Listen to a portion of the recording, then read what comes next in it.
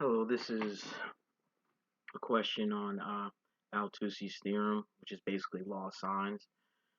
This is the way it was explained. So basically, when you're dealing with this, it's saying 2 times the radius is equal to the side A here and the angle, sine of the angle. So that ratio of the side over sine of the angle A should be equal to 2 times the radius. And the same thing would go if you had B, side B over angle, well, sine of angle B. That's also equal to 2 times the radius, and also side C over angle C, sine of angle C. That's also equal to 2 times the radius. So what we're going to do, we're going to actually try this. So I created this and I set the problem up using the Inspire, and I just want to see if it actually works.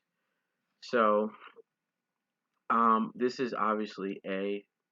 This is side A, and this is the angle of A.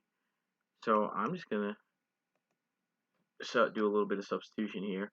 And I'm going to say the side is 12.7 over sine of the angle. So sine of 61.8. Now, the only thing that you'd have to remember is that this is in degree mode. If it's not in degree, you can change it to radian. And of course, now I got to redo it. So, but it is definitely in degree mode. So I have 12.7 over 61.8, and of course it's supposed to say sine in parentheses. So here it is, and I'm going to calculate that. I simply calculate it by right-clicking, hit calculate button, and it's saying that the radius, 2 times the radius is equal to 14.4, and I can just say also 14.4. I could really just, make this really messy because I just want to find the radius. So I'm going to say, all right, well, I can divide that whole thing by 2. And just some quick little algebra and saying it should be 7.21. So I'm going to go over here to this line segment. I did a right click and measure its length.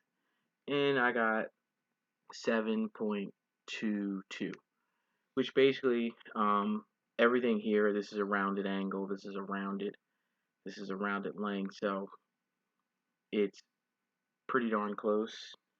Unless I had exact figures, it wouldn't come out exact.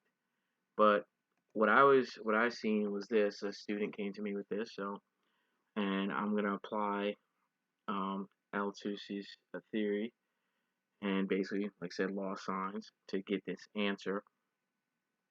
And in this case, they gave us B, and they also gave us side B. So I'm just gonna do like I did before. So I know the side, which is 17.8, divided by sine of the angle, so sine of 74 degrees. And if I take this whole thing and I divide it by 2, it should give me the answer. Now, it's just redoing it for me to put it in more friendly terms. So let me do a calculate here. And it's telling me the answer is roughly 9.26. And the closest thing to that would be C.